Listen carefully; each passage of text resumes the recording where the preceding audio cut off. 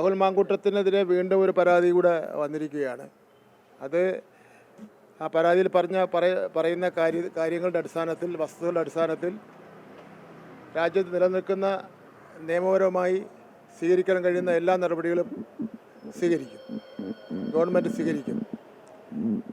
രണ്ടാമത്തെ കാര്യം, രാഹുൽ മാങ്കൂട്ടത്തിനെ സംബന്ധിച്ചിടത്തോളം ഇത്രയധികം വിവാദങ്ങളും പ്രശ്നങ്ങളും ഉണ്ടായെങ്കിലും കോൺഗ്രസ് ഒരു നിലപാട് സ്വീകരിക്കുന്നതിന് വേണ്ടി തയ്യാറാവുന്നില്ല. കോൺഗ്രസിൻ്റെ സമുന്നത നേതാക്കന്മാർ അദ്ദേഹത്തെ സംരക്ഷിക്കുന്ന നിലപാടാണ് സ്വീകരിക്കുന്നത്.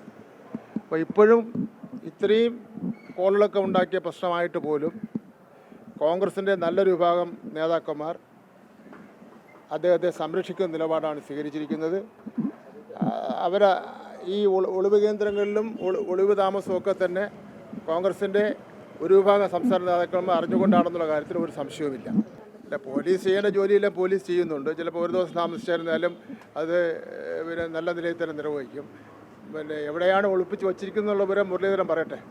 രാഹുൽ മാങ്കൂട്ടത്തിന് പോലുള്ളവൻ ചെയ്തുകൊണ്ടിരിക്കുന്ന പ്രവൃത്തിക്കെതിരെ ഒരു സമരം നടത്തിയ ആ സമരത്തിൻ്റെ അർത്ഥവും അല്ലെങ്കിൽ സമരത്തിൻ്റെ ആവേശം തന്നെ കളയാൻ വേണ്ടി ഞങ്ങൾ തയ്യാറല്ല. KPCCയുടെ സംസ്ഥാന പ്രസിഡന്റ് പറയട്ടെ, അല്ലെങ്കിൽ കേന്ദ്ര നേതൃത്വം ഉണ്ടല്ലോ, സോണിയാജിയും പ്രിയങ്കജിയും ഒക്കെ ഉണ്ടല്ലോ, അവർ ഒരു പ്രതികരണം നടത്തിയില്ലല്ലോ, അവർ പ്രതികരിക്കട്ടെ.